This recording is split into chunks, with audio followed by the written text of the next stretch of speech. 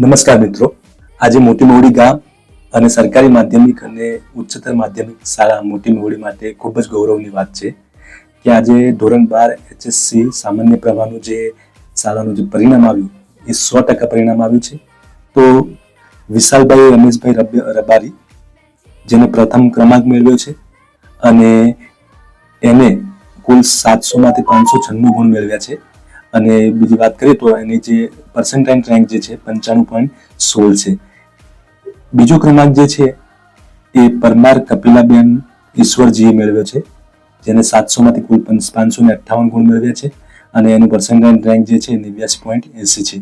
ત્રીજો ક્રમાંક જે છે હરેશભાઈ ભરતજી પરમાર અને એને 700 માંથી 526 ગુણ મેળવ્યા છે, 83.90 એનો PR છે. ઉત્કૃષ્ટ પરિણામ જે અમારી શાળાએ મેળવ્યું છે એ બદલ દરેકને ખૂબ ખૂબ અભિનંદન, ખૂબ ખૂબ શુભેચ્છાઓ.